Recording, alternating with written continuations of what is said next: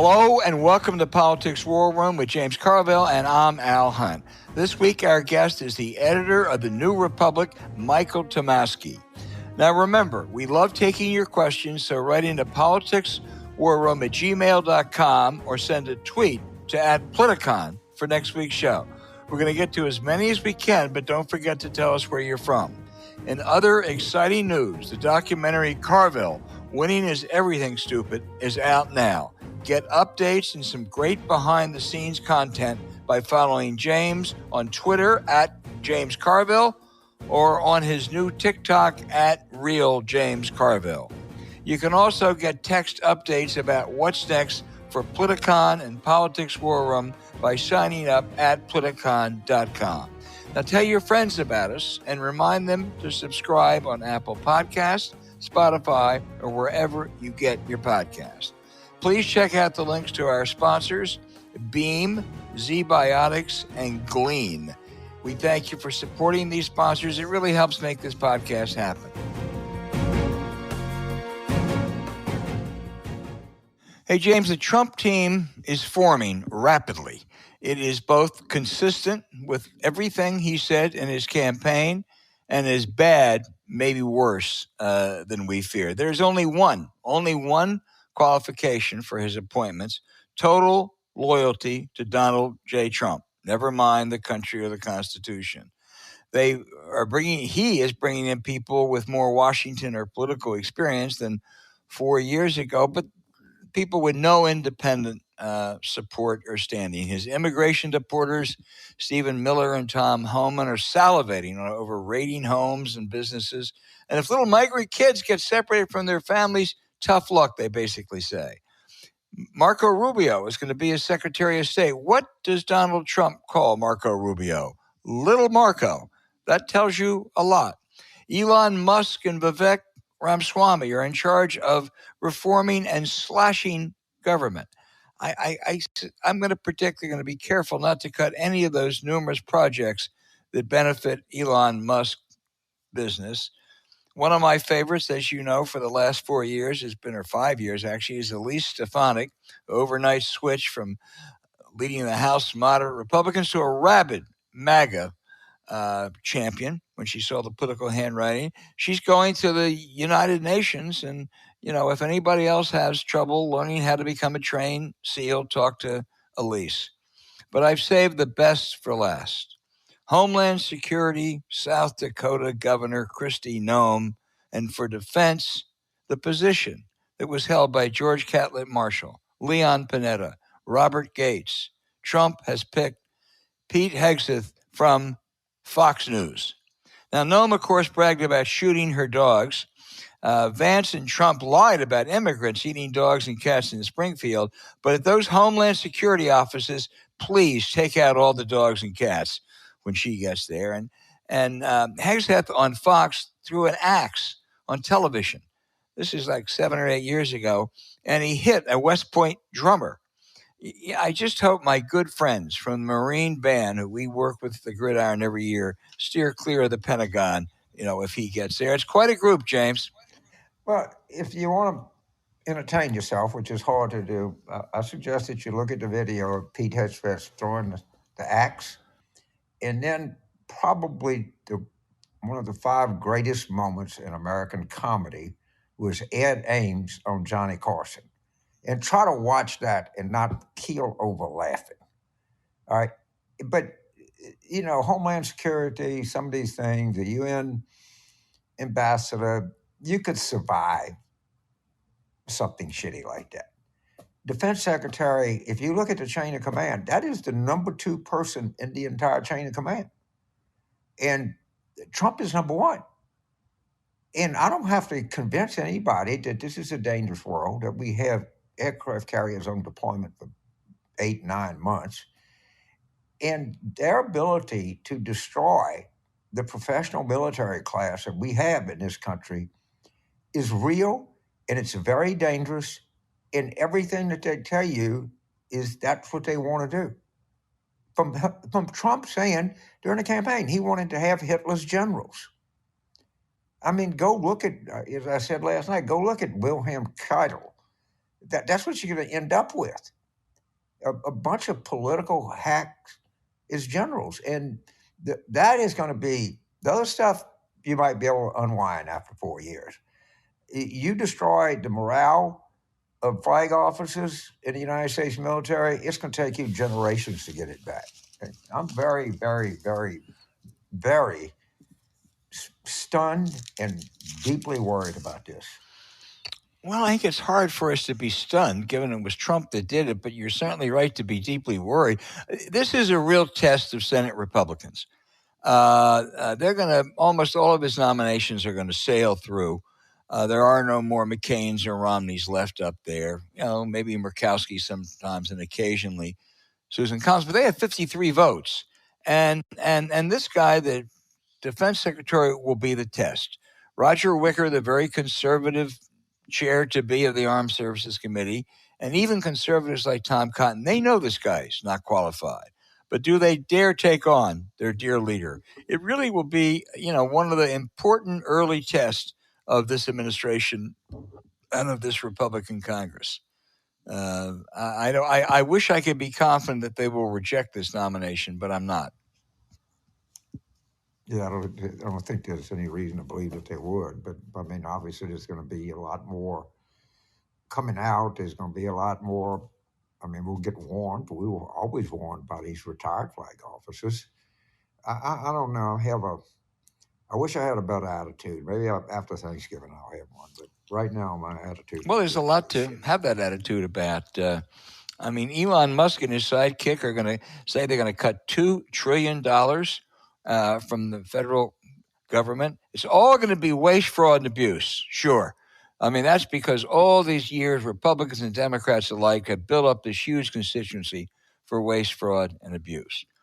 And when I see the Fox guy as Pentagon chief, I wonder what Laura Ingraham and Sean Hannity are thinking. What are they going to get? Treasury, Justice is still open.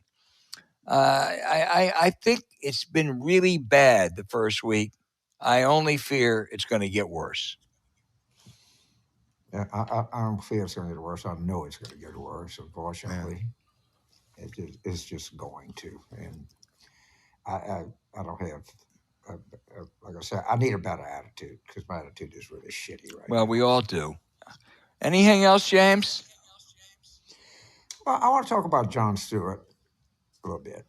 And Morgenthau wrote a column that was in the Sunday New York Times, in which I said, and I'm paraphrasing, but I'm pretty close to accurate. It says, talking about identity politics. And I said, one thing I'll say that Harris never used this. And I went on to very specifically say, but we can't wash it off. I said, the example I use is like because I just didn't open the flue on the fireplace. So my shirt felt like smoke. And I washed it and it still smelled like smoke. And I said, it's going to take a while to wash this stench off. I think it must be that he had bad staff work because he usually doesn't screw something like this up. He pointed out that I was wrong because no one ran on it. And of course, the answer is we didn't run on it, but they ran on it. They ran tens of millions of dollars worth of ads on all of the previous ways that Democrats had embraced identitarian politics. By the way, the effects of it are not over. The district attorney of Alameda County, that's Oakland and Berkeley, just so you know, was a identitarianist, was very much into that. She was recalled during this election by 30 points. So I don't know why. Again, I think the guy was busy. I think his sloppy staff work. But whatever he said was totally the opposite of what I said. I was making the point that we didn't run on it. Thank God no one did. But they will run in politics. In comedy, if you tell a bad joke, you just throw it out and tell another one. No one gives a shit. In politics, if you say defund the police, you don't get to throw it out because the other side's going to keep throwing it in your face. And that's the real difference here. And that's the point I really want to make. Okay, point made. And we're going to be more upbeat, hope next week, certainly in 2 weeks. We'll get there, folks. Don't worry.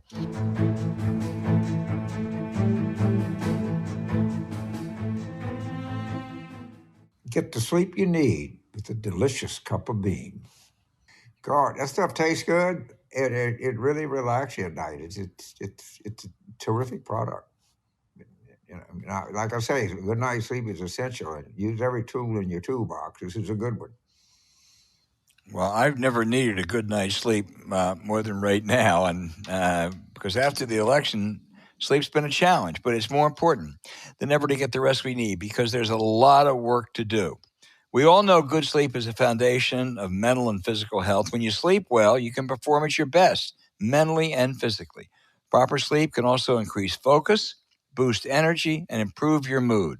That's why we're so excited to talk about Beam's Dream Powder, a science-backed, healthy, hot cocoa for sleep that has single-handedly changed sleep for the better. The bedtime essential is delicious, decadent, and guilt-free, thanks to only 15 calories and 0 grams of sugar per serving. You'll love flavors like sea salt caramel, brownie batter, vanilla chai, and the Beam Dream Powder original flavor cinnamon cocoa. That one's an all-time favorite. It's the perfect complement to the holidays. But for a limited time, they'll also have white chocolate peppermint and gingerbread too. You can say with confidence, better sleep has never tasted better. Dream is tested for high-quality efficacy and formulated to ease your body into rest, supporting all 4 stages of the sleep cycle to help you fall asleep faster and stay asleep longer. Other sleep aids can cause next-day grogginess, but Dream contains a powerful, all-natural blend of magnesium, reishi L-theanine, apigenin, and melatonin to help you fall asleep, stay asleep, and wake up refreshed.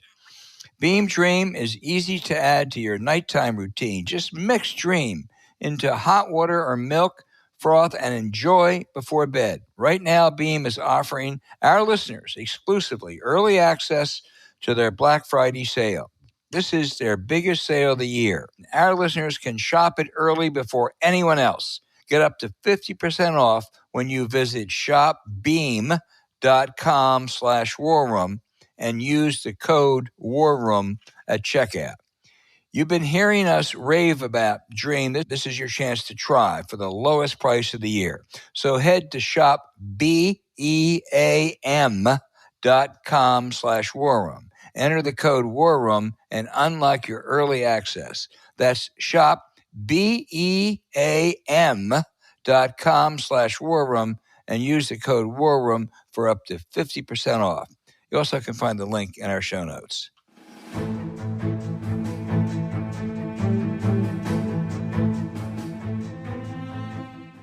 Hey, James, our guest is Michael Tomasky, a prominent journalist, editor of the New Republic. Michael, first, thanks for being with us. You've written a fascinating piece. What you say was the major reason Trump won, the right-wing media, more powerful today than the mainstream media combined, the New York Times, Washington Post, networks, cable. You call it a basketball compared to a volleyball. Tell us about it. Yeah, thanks for having me, guys. I totally believe this to be true, and I've been watching this develop for 30 years, as I know both of you have. I should say that, like, when it comes to voters' motivations, that's not what this article was about. Of course, voters' motivations had to do with inflation and the economy and the border and some other issues.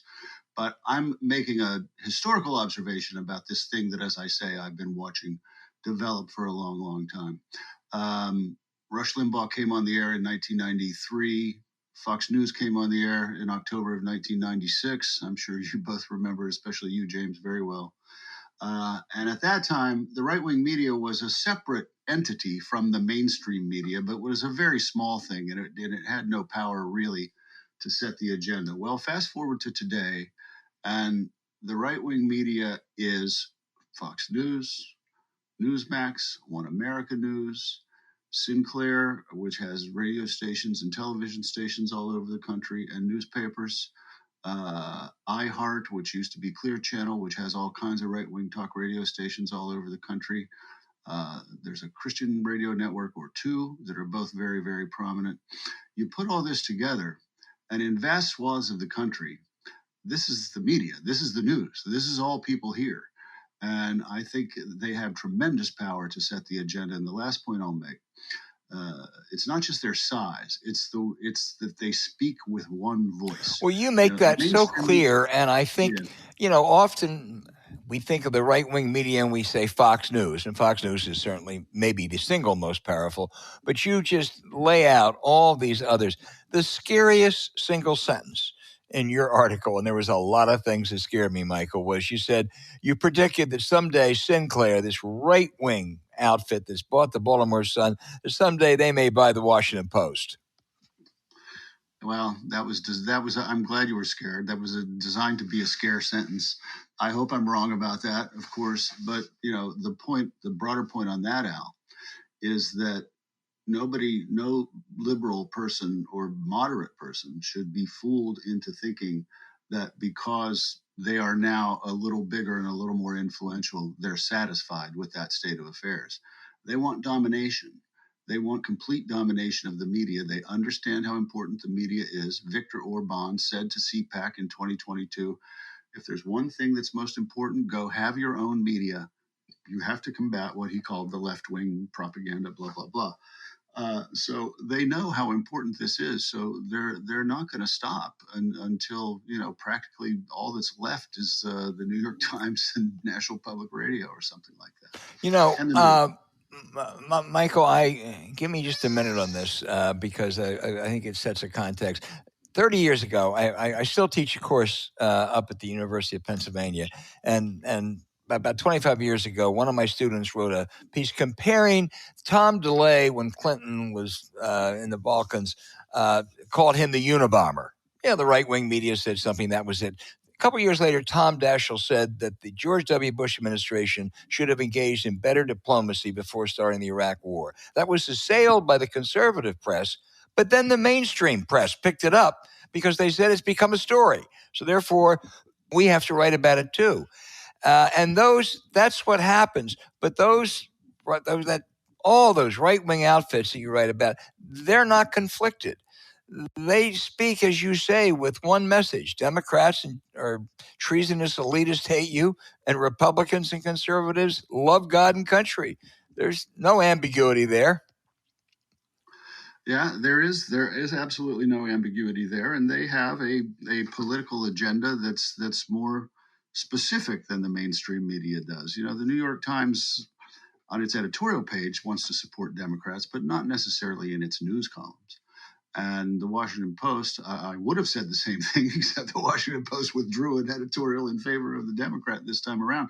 So they're not even that ambiguous about it. But right-wing outlets, their agenda is to elect Republicans and stop Democrats, period, in a much more partisan way, than even MSNBC. And I'd also say this,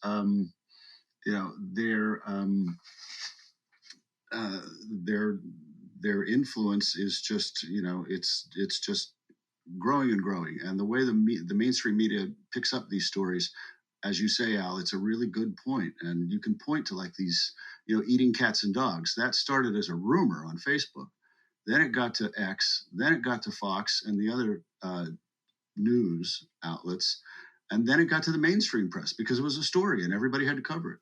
Totally false, but there you are. James?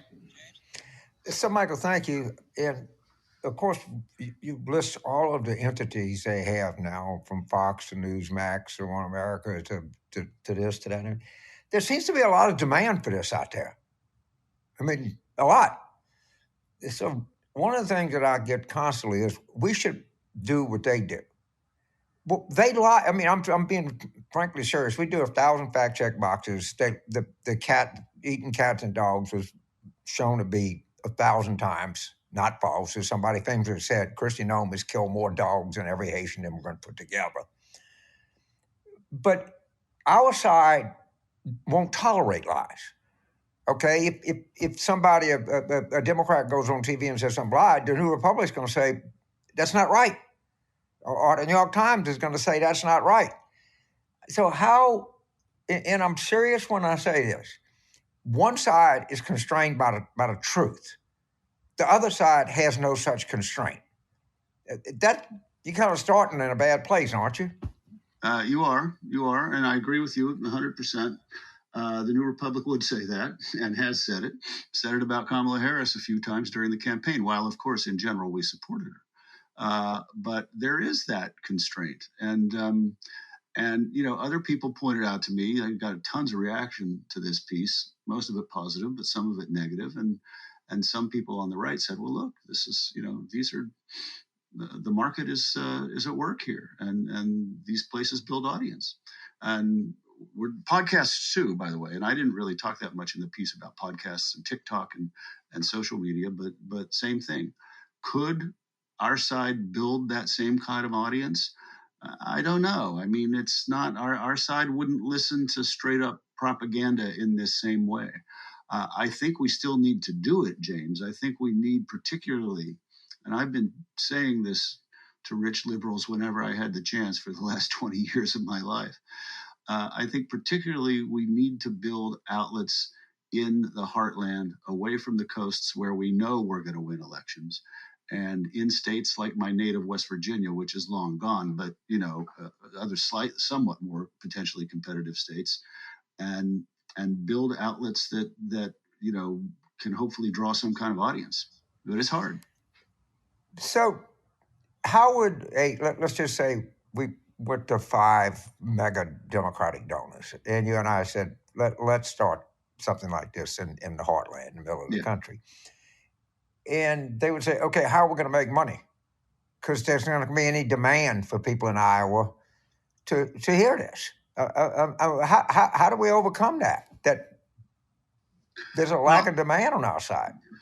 There's less demand than on conservative side, but I don't think there's no demand.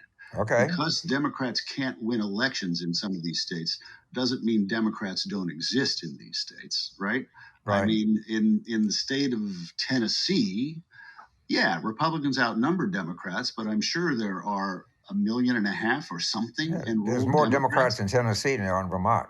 Yeah, exactly. Yeah. And everywhere, Texas, Missouri, there's an audience in these states. They can't elect a senator. They can't elect a governor. But they can listen to a radio station or read a website. There's millions of them. But what's our pitch to Reid Hoffman? Hey, Reid, this is Michael and James. He said, I got $500 million I want to just throw away. What would you do? Okay, great. If we don't do anything in 10 years, there's going to be the conservative dominance of media in this country is going to be all but complete. And there's going to be very few mainstream outlets even left. So we have to do something, and the clock is ticking, and we have to do it now. And we have to start building some kind of media infrastructure, not limited. I'm not talking about newspapers. That's old school. I'm talking about podcasts and YouTubers and TikTokers and websites that can help get our message back into these parts of the country. And get a hearing again. And it's going to take a long time. It's not going to change, it's not going to affect the 2028 election probably. It might affect the 2036 election, but we got to do it.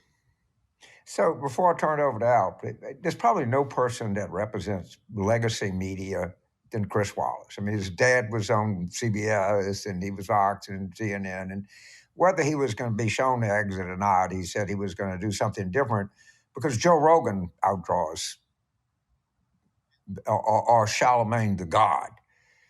Is there a market for, does John Favreau, Podcast America, can they develop some kind of influence? Where on the same side of the equation is there somebody that can create demand across the country?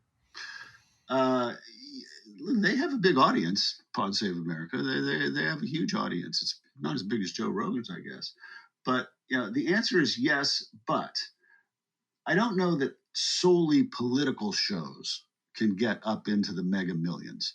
They have to be shows that talk to people, as Joe Rogan does, about life, their problems, their issues, social trends, things that are going on, sports, and then kind of deftly connects that to a somewhat political view of the world. I don't think this like straight up, this is a liberal position on this is a liberal position on that, is going to work. But you have to talk to people about their lives and then work the politics into it. Does that make sense?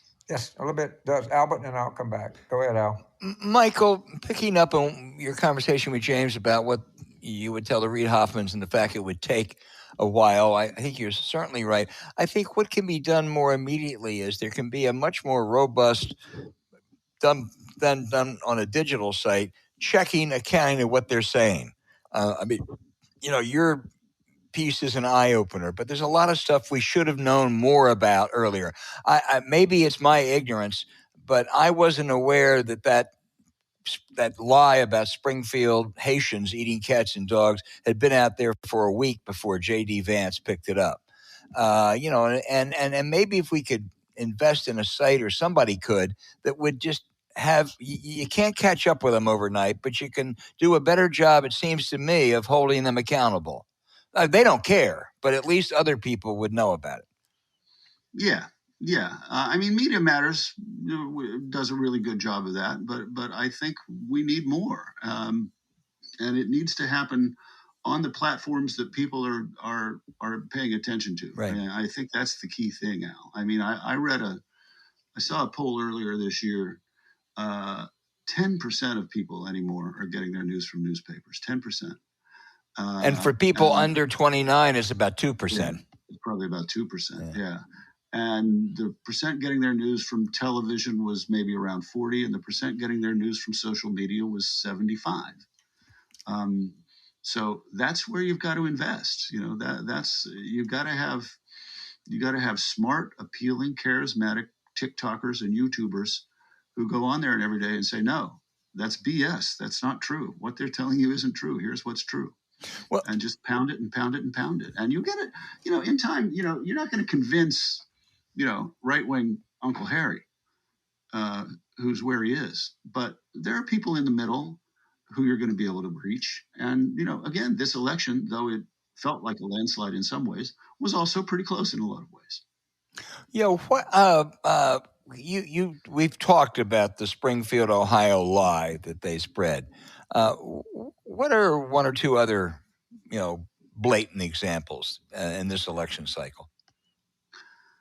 I think one that ended up probably having a lot of impact was around Hurricane Helene, and that they're taking the money that should be going to hurricane victims, which all were red states in the South, and they're giving it to undocumented people. And that was a lie. There's a funding stream of FEMA that goes to border issues, but it's a totally separate funding stream, and it had nothing to do with money that got to Helene. The money did get to hurricane survivors, and is getting to them. I think that one had more impact, maybe even than the cats and dogs. Yeah, no, you heard a lot of right-wing politicians ranting and raving about that. And Viktor Orbán is their model. So what's the media like in Hungary today, Michael? Well, as I understand it, he managed to steer a lot of ownership contracts to his cronies. So media that used to be independent is now pro-Fidesz. That's his party. So I don't know if Trump has the power to do things like that. It depends on what kind of laws the next Congress is willing to pass. But he will have the power, I guess, to shut certain outlets down. And I guess the Supreme Court has told us that they're going to say that's okay.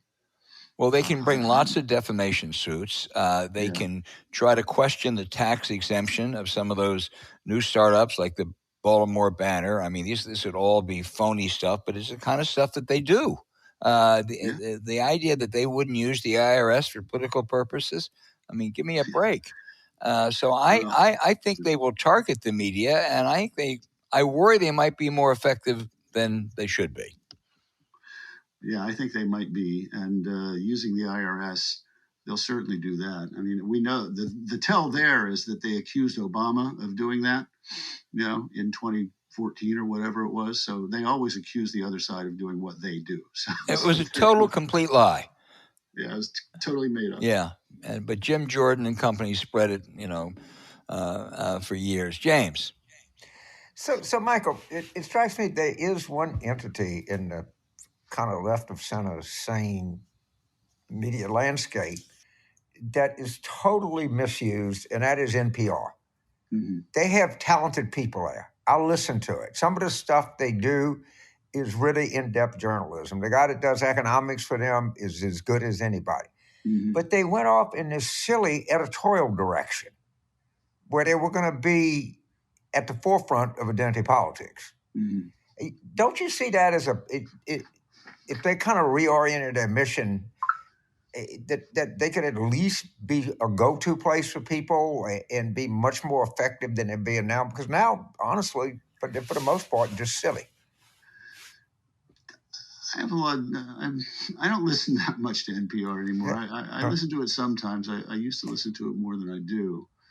You know, I think there's another issue with NPR, which is that they're also at the same time so afraid of losing their congressional funding, which is only a very small percentage of their overall funding, that in some ways they're very careful about the capital P political coverage. You know, like some of their other coverage veers in the direction that you say, but a lot of their political coverage, you know, they're very careful, like, to be fair to Donald Trump in a lot of the things they do.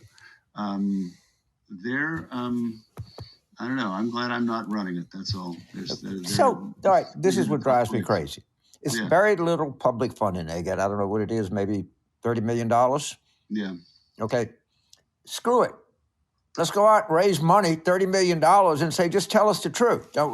You're being dependent on something that doesn't even make sense. Let's remove the shackle. You have a distribution network. You have talent. You have a brand. You have a lot of things that a startup is not going to have. Yeah. And you have it over a period of time. And you know, it used to have 23 million listeners. Now they got 20. Where they're going, they're probably down to 15 before long. But if they became, I guess what I'm looking for is something that exists that we can affect right now. Yeah. I've written that same thing, James, that they should just give up that funding. It's not that much. I think they could probably make it up. But NPR is never going to be like a crusading. No. You know. Right. But it can be, we got to start somewhere. Yeah. Okay. That's a place to start. Yeah. All right. What happens at the Post? Who knows? I mean, I'm sure Bezos would be glad to sell it to, you know, whoever else didn't, to the guy that owns the Los Angeles Times, didn't it? You know, So I want to ask you something outside of journalism that just struck me as a story that, like, there are so many stories that you see coming out of this that you can't believe them. But the idea that they're going to set up a review board of 3- and 4-star flag officers, that I mean, am I wrong, or is that story something like that's really huge? I think you're going to go through with it. I mean, I think this is like be the biggest thing I've seen. Yeah. Well, you know. My jaw's hit the table about 8 times in the last few days, just looking at some of these appointments and some of these plans. But that's one of the biggest ones. I mean, that one also grabbed me and made me go, "What the hell is this?" Because that's, you know, that's getting into territory. You know, I mean, he probably, I suspect, in his heart, he wants the military to pledge an oath to him. Well, he said he wanted Hitler's generals. Yeah. Okay. When you were in the German military, the Wehrmacht or air, or whatever they called it, right, your oath was to Adolf Hitler. That's right. I mean, it's a distinction worth a difference. In the United States, your oath is to the Constitution. That's right. That's right. And Hitler got that changed in, I think, 1934, because they used to take an oath, I guess, to the Weimar Constitution. Right. You know, so I'll just leave you with a thought and turn it right back down. Yeah. He presents so many different things. We got to figure 1 or 2 and focus on that. Because there's 10 outrageous things he does, and 2 are more outrageous than the other 8. And there has to be some confluence of coverage in some idea. Now, if it was them, they would all get on the phone and say, look, we're just going to accentuate these the Times, the NPR, the New Republic, the Atlantic, the New York Magazine. You know, Pod Save America would all be on a conference call. Well, we don't do that. And I don't think we can. I don't think we're capable of doing that. But you're establishing yourself as a kind of thought guy or go-to guy in how the media should think about things. I think it's my idea is that you parlay in the justifiable influence and leverage that you've been accorded because of this excellent piece and recommend things that they should do. I think people would pay attention to you. I really do. Well, thank you. I mean, I'll try it. I'll do my best. Just try it. I'd say, look, we got 10 things here. We can focus on any of the 10, but these are 2 that we really need to drive home hard. But that's my idea. Albert, go ahead. And it's, because when 18 outrageous things, people lose track. They can't keep score. You're more influential today than you were 2 weeks ago. Parlay it, use it. Don't be afraid. Don't be, oh, gee, I can't believe this happened to a poor guy like me. You're there. People will pay attention to you. You got a piece. I would use my influence. Albert? Well, Michael, I think you ought to keep at what you were doing in that piece, and I think there ought to be other groups that do other things. I mean, there are so many awful things about to happen. I mean, on immigration, on IRS, and what the Justice Department will do. Not to mention the sleazy people but I think the different groups have to have different focus. And you have a really important one, and I hope you keep at it, Michael. Well, thanks. Thank you both, and we will, and you will too, and we got a lot of work ahead of us. We do. Well, we look forward to the New Republic. Thank you very much. Leading us. Thank you, sir. You bet. If you're a fan of my podcast partner, James Carville, I have a movie for you. James is the star of the fabulous, funny, and prophetic documentary Carville, Winning is Everything, Stupid, directed by Matt Tyrnauer. In it, you can see James warning the Democrats throughout the entire 2024 election cycle about the risk of losing the election to Donald Trump. And you can now check out the film streaming on Max starting November 14th.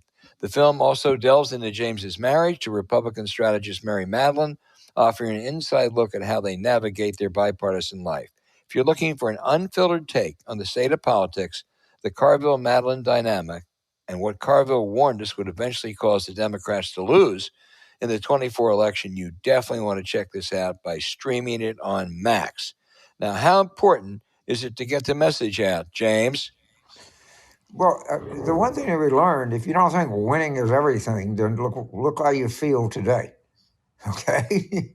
And I come back to something that we talked about on the show, that moment on the View, when the vice president was asked about, we should do something different than Biden. And there were 2 conflicting values that I'm sure were running through her head.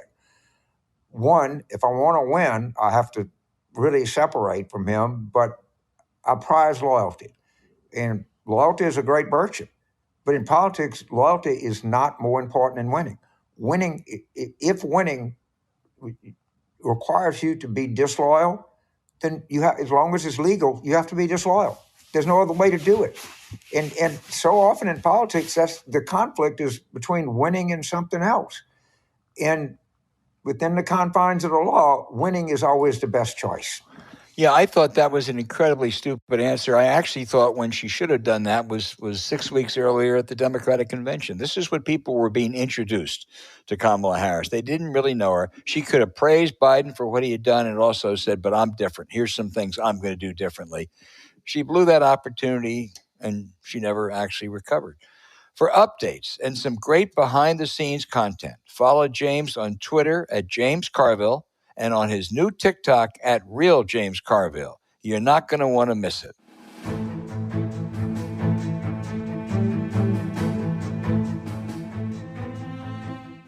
Perform your best after a big night with Zbiotics. James, Washington, New Orleans, New York, a lot of cities are about meetings over drinks. And how important is it to stay on your game and ready to go the next day? It's really important. I got news for you. The same thing happens in Sheboygan, and the same thing happens in Fort Collins or anywhere else around the country. And particularly with the holidays coming up, you're going to have to stay functional. You got important business to do at night, but you got important business to do in the morning. And this is a invaluable product in making sure you can do both.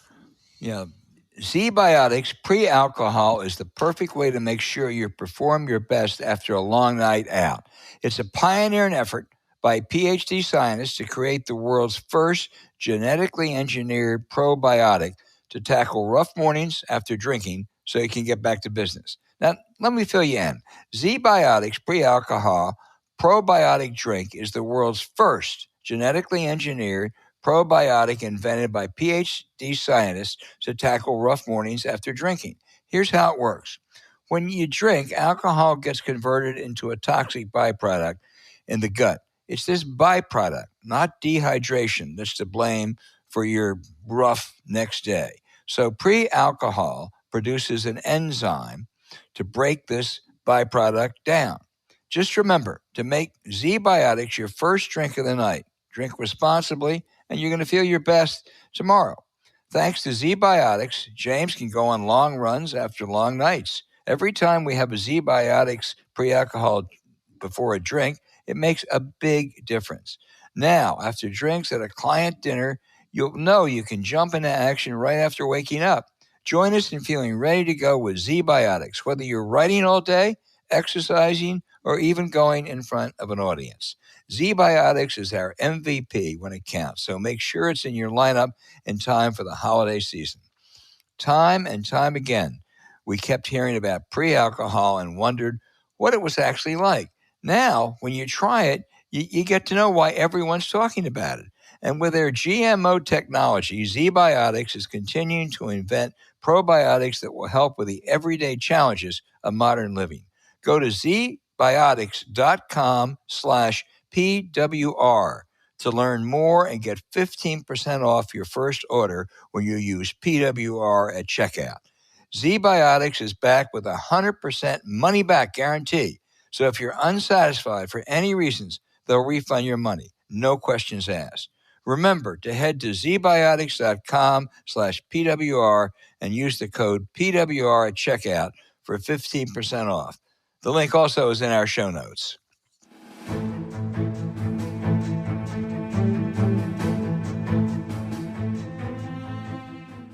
Okay, now for the outrage. I want to have one more look back. Campaigning with Trump in Wisconsin in the closing days of the campaign was Brett Favre, the great former Green Bay Packer quarterback. Favre said Republicans would carry all 50 states, quote, if everyone put God first, end quote. This is the same Brett Favre who, with his political connections, ripped off Mississippi taxpayers, getting $1 million for speeches he apparently didn't give. Worse, he secretly arranged $5 million of monies intended for welfare recipients for a volleyball court at his alma mater, Southern Mississippi, where his daughter played volleyball. We know about this mainly because of the great work of Mississippi Today's star investigative reporter, Anna Wolf. I don't know which God Brett Favre is referring to, but James, why am I not surprised that Brett Favre is a big Trump guy? Well, you're not surprised, and the outrage is certainly justified. And I was actually had a couple that were going through my mind, but I'm going to settle on this, and it's certainly not an outrage. It was a tough week if you're a Democrat and an LSU fan because we lost to Trump and we lost to Alabama. But I want to accentuate something that the greatest football player in the history of LSU is doing, and that would be Joe Burrow. He's established fresh produce for elementary school children in at-risk elementary schools in Baton Rouge. And they have like a farmer's market at the school.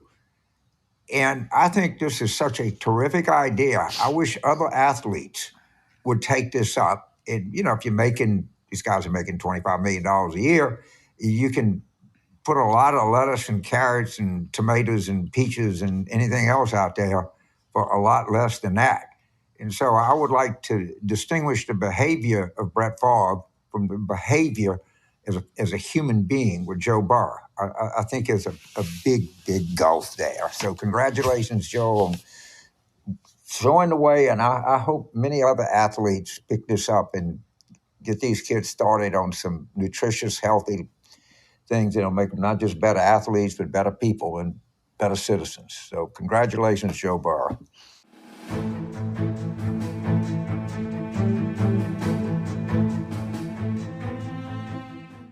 Revolutionize your workload with Glean AI. Well, if you don't adopt it, somebody else is, and you're going to get left in the dirt. I can tell you that. I mean, it's a tool that people use, and it's very efficient and it's very advanced. And I'd hate to be in business and not be involved in this, to tell you the truth. Absolutely. AI is constantly wowing us as consumers. But if you think about it, has it really made your life better at work? AI has the potential to help everyone be more efficient at work, but only if it deeply understands the data, people, processes, and contexts that are specific to your business. That's exactly what Glean's Work AI platform does. Glean starts by connecting and understanding all your company data across the apps you use every day. From there, Glean's powerful AI assistant helps you find answers, generate content, and automate work.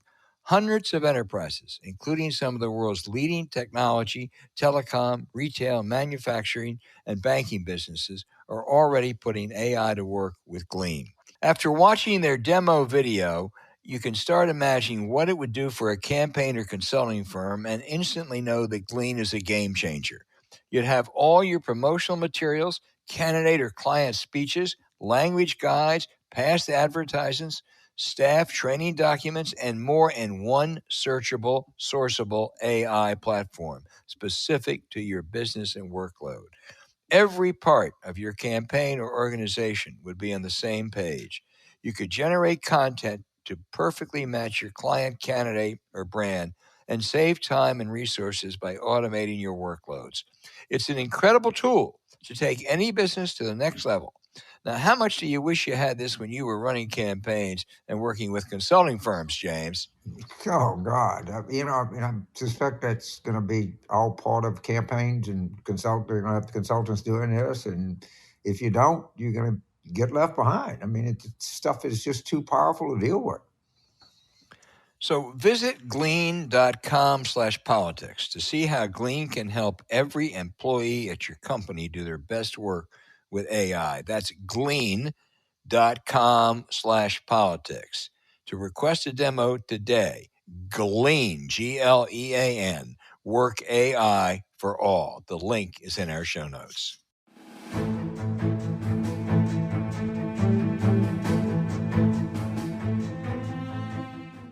And now for our listener questions. It's been a tough week for most of our listeners. Larry in Philadelphia, James, wants to know, how does the Democratic Party get more of their people to vote in future elections? I'd like to think the silent majority is on our side.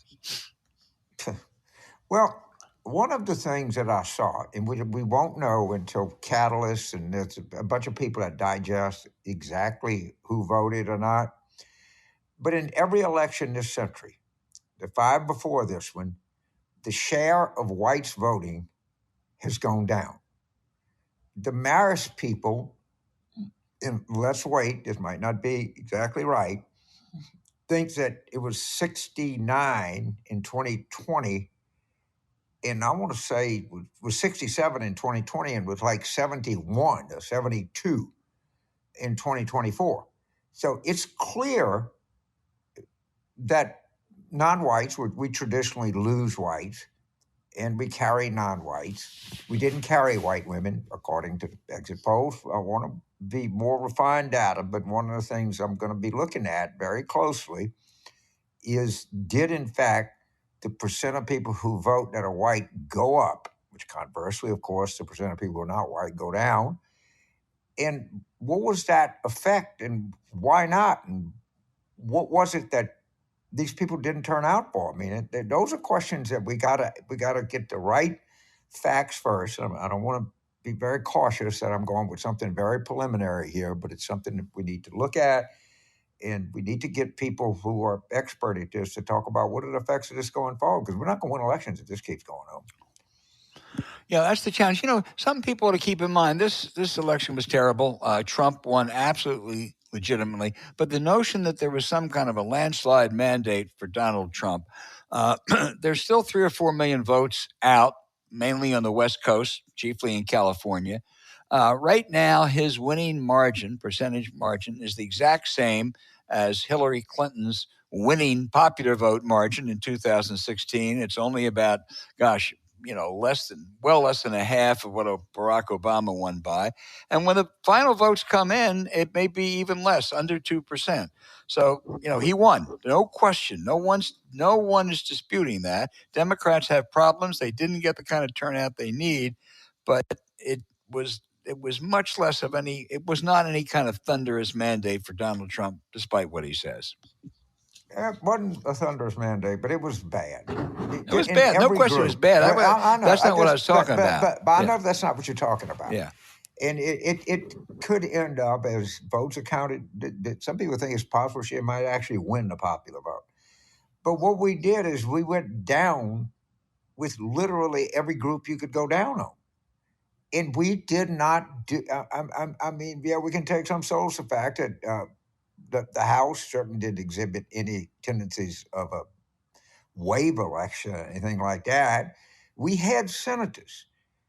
Democrats won in states, senators won in Wisconsin, in Arizona, in Nevada, in Michigan. All right. So there was a real problem at the top of the ticket. And we can't act like there wasn't. And we, there's some chance we're in it in Pennsylvania. I'm not going to give a percent that it is, but they're counting votes. But look at how much they were able to separate from the presidential campaign. And it's pretty remarkable when you sit and you think about it. And if we got to understand the biggest asset that exists in the Democratic Party today is the talent of some of its senior elected people, governors, senators, et cetera. We got to get these people out on the field, or a basketball court, or the diamond, or out of the gridiron, or the ice, or whatever. We got to show people what we got here. We got a lot. Yeah, absolutely true. You mentioned it being across the board. My son, aided by James Carville, helped elect a Democratic congresswoman in Nassau County, New York, beat an incumbent MAGA Republican, but she won while Trump was carrying Nassau County, the first time a Republican has carried Nassau County in 36 years. So it was across the board. And it was rather than a tailwind in most of these places, it was a headwind. Yes, but the question is, you're right. It wasn't a blowout or a landslide or anything like that, but it was definitely a regression. No question. It was definitely a regression. Kathy from Massachusetts. Kathy, next time tell us where in Massachusetts you're from. She said, what are your thoughts about Biden resigning so that Kamala may be president in the final weeks? Symbolic, it would bring some positivity and unity to our country for women and girls. Kathy, it's a dreadful idea. It really is. It is just pure symbolism. And I think it looks like a gimmick. I think, frankly, it's insulting to Harris and to women to say, yeah, well, we got to be a president for, 3 weeks or something. There are other things to focus on. Yeah, her question was well-meaning and humane, and your answer was correct. Chad in Reno, Nevada, asked you, James, how can a state that goes red for a Democrat down ballot? I'm not quite sure what that first sentence means, but North Carolina, as the example he gives, went to Trump, yet many other Democratic candidates in that state won their races. That's true. There was a huge division. Democrats won every important statewide race: governor, lieutenant governor, attorney general, secretary of state, public instruction. And they lost the presidential race by more than they did in the last election. Well, if we could just get a lot of Mark Robinsons out there, we could do pretty good. I mean, I'm sorry, there wasn't a big lesson to learn in North Carolina, I don't think. I mean, I love the party there. I love Morgan Jackson. I love Roy Cooper. But the big lesson is, let's see if we can clone Mark Robinson and get him everywhere else. When Barack Obama was elected to the Senate in 2004, all the senators came up and asked, what was your secret? And the answer was having Alan Keyes as an opponent. So that's true. If we can replicate Mark Robinson, it would help. Rick in Gilbert, Arizona says, are there any good organizations that I can contribute money to that will help fight Trump's agenda? Rick, I'm sure there are a lot, and you can just check that out. But let me give you one small one that's really important. Open Secrets does a great job of tracking money, where the big money is going, to the extent it's traceable. They are now laying off 10 people because of budgetary restrictions. Open Secrets is necessary, never more so than now. So I would just tell anyone out there who can help Open Secrets, they should be adding 10 people, not subtracting 10 people. And boy, is that a good question? And let me try to address that somewhat. First of all, for now, I would keep my powder dry. Okay, in Washington, there's a giant democratic infrastructure, and I include the DNC in that. I include what is known as progressive advocacy groups. I'm talking about NARAL, Sierra Club, a lot of workers' rights groups, a lot of immigrants' rights groups, a lot of that. I mean, unions that exist. It has been unbelievably ineffective, and we have to figure a way. Leonard Leo exercises more power than every Democratic advocacy group in Washington put together by a factor of 10. And the DNC, I'm sorry, is just a giant colossal waste. I don't know if it's Jamie Harrison's fault or it was a waste before, but donors and people have got to be presented with a plan. This is what we're going to do differently. This is how we're going to do it. This is how we're going to go about it. And I'm afraid that we're going to miss an opportunity to remake and reform and recharge the DNC, because I think it's a very underperforming asset that we have that could really be made into something. But I'm afraid that we're just going to continue wasting money. And if it does, I wouldn't give them a plug nickel. I really wouldn't. No, but there are other. You're absolutely right. There are. I mean, there are bigger organizations than Open Secrets. But if there's any time that we need to follow the money, it's right now. The other one is I just hold back. But Open Secrets would be great. The things that help elect Democrats, like secretaries of state, that's always a good investment to make. But in terms of the big headline groups, I would hold off. I would wait and see who's going to emerge here that's going to change.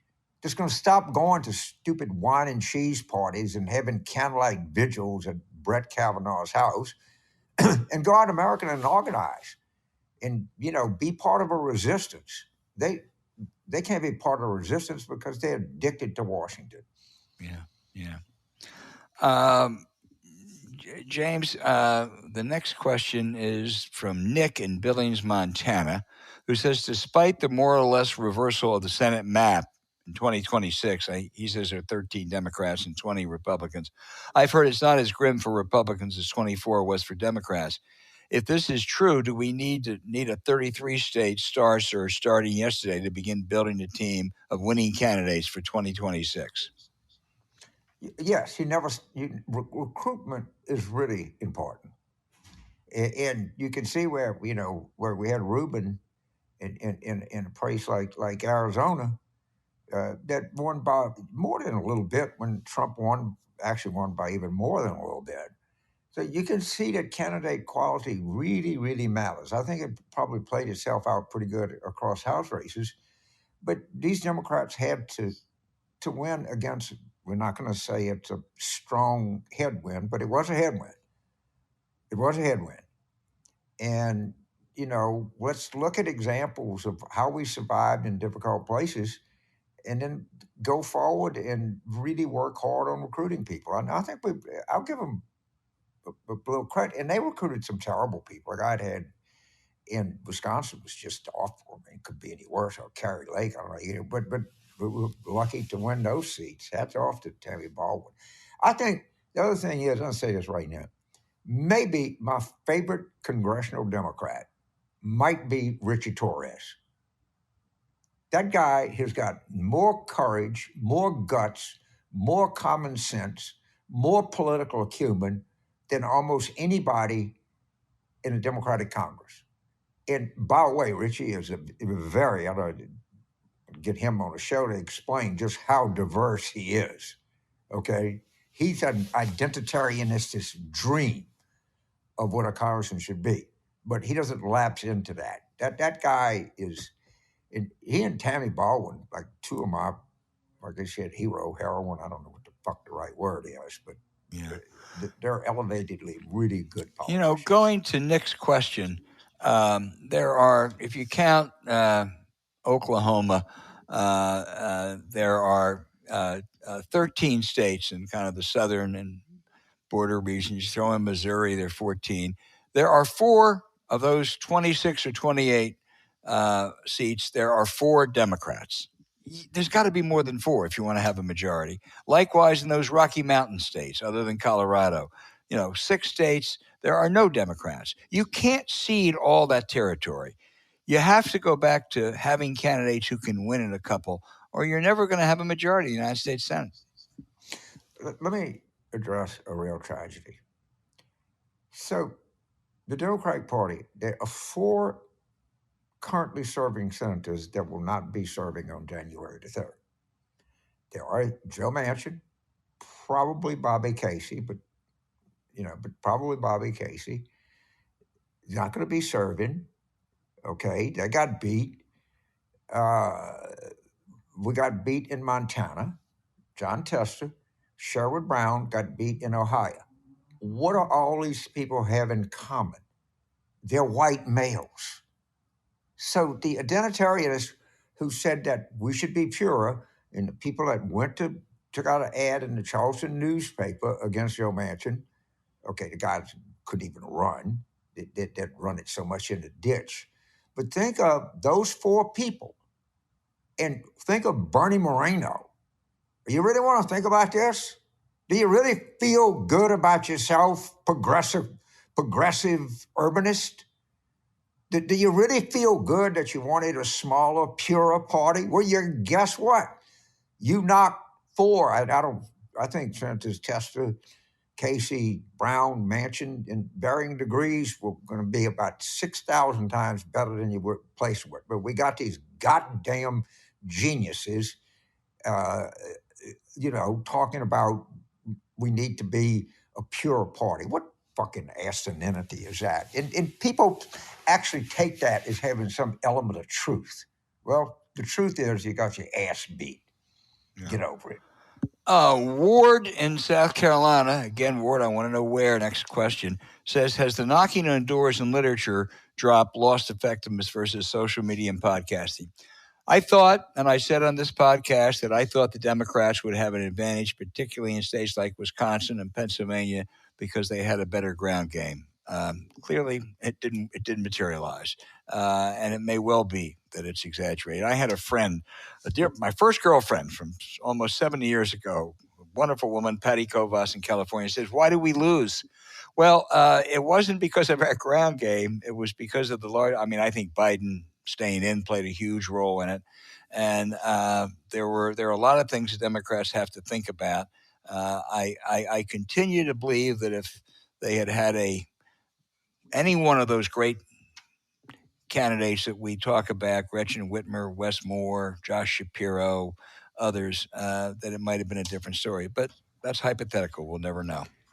So I pontificate a lot of things. Some things I act very confident that I know, that I just kind of think, but I'm always a believer that you always express confidence. Your leader, my favorite is people that say, "Oh, James Carville, he was, he brags that he was right. He wrote a piece in the New York Times saying that Harris was going to win." Of course I did. I always I go into any contest thinking I'm going to win. But let me explain something that I have no doubt that I am correct about. And I've thought this for a long time. In this election, I don't need it to be proved because it's like proven gravity. The most important motivator for a person to turn out and vote, or a person to vote for someone, is quite simply a reason. A reason is more powerful than every phone bank, of every piece of digital, of every billboard, of every TV spot, of every endorsement, of every surrogate, of every storefront campaign headquarters, or anything else. It all amounts to not very much, and a reason amounts to everything. And if you don't sit down before you donate or support a candidate and see that that candidate is not giving you a reason, you're wasting your money.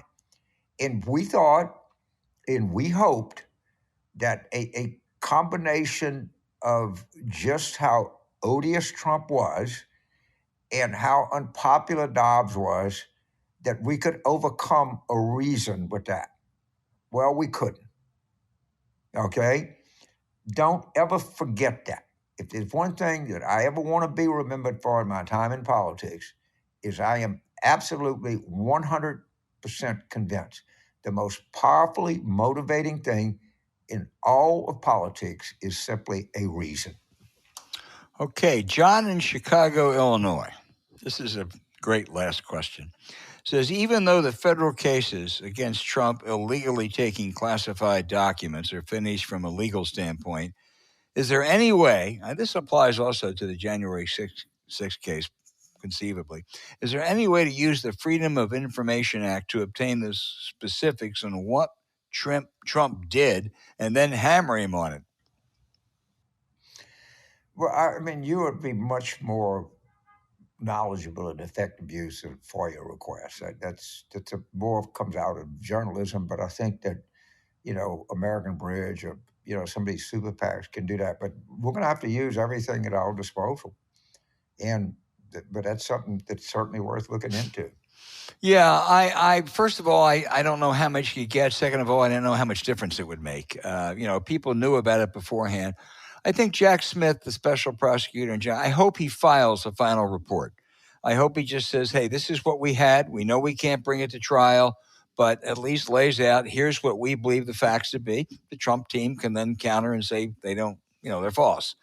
But I think the American public at least needs to know what the case was about.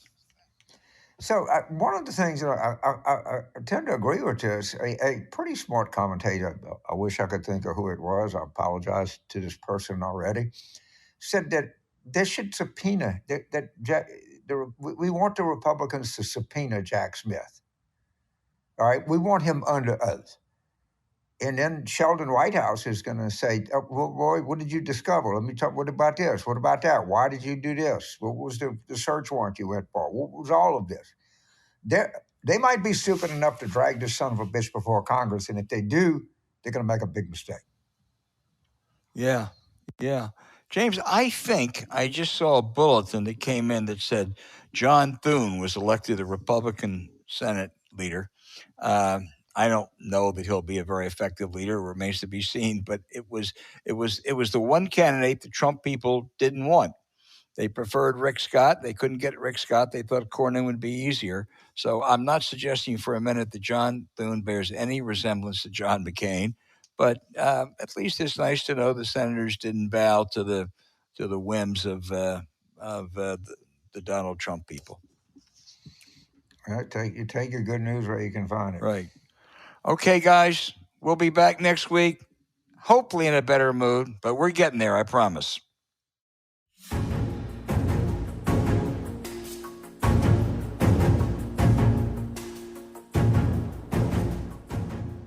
Hey, thanks for listening to Politics War Room with James Carville, and I'm Al Hunt.